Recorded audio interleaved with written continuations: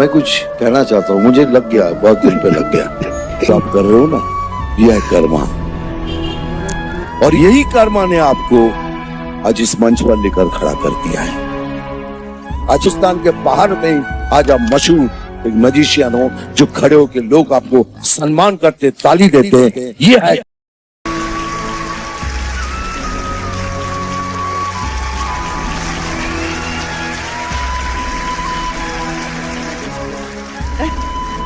नाम रुला दिया तुमने तो।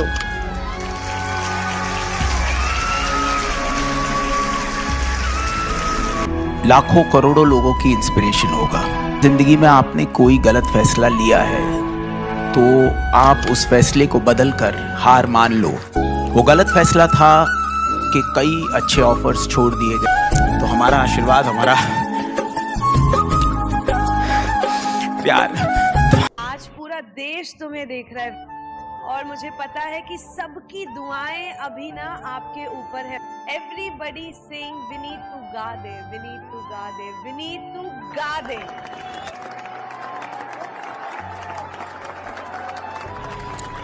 ओके, मैं स्टार्ट करता हूँ। अच्छे से गाओ, तोड़ दो।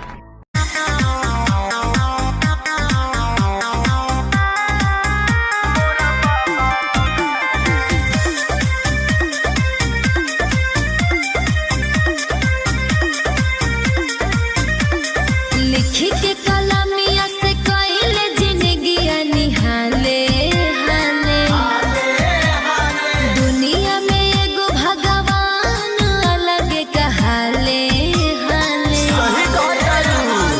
बाबा महान बहुजन के जान, मोहनी सूरत दिया हो जिया हर सारे, दलितन की जिंदगी हो बाटे सवाल। मोरा बाबा दुलारे, आए हाय रे मोरा बाबा दुलारे, आए हाय रे मोरा बाबा दुलारे। जय भीम, जय भीम। म्यूजिक बाय आशीष विश्वकर्मा।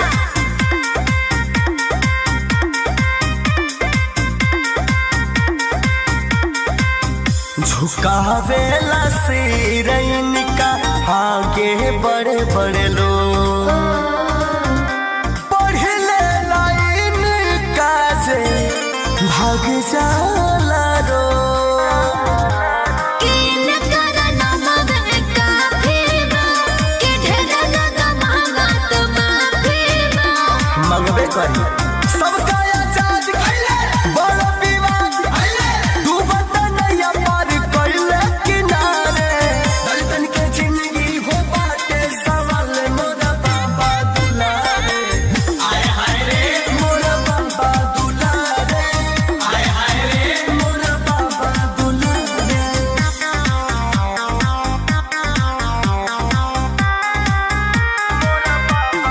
जय भीम,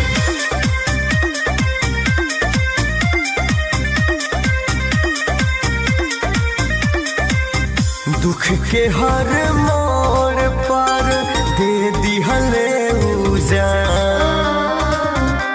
पढ़ लिख दिहले सुंदर संविधान।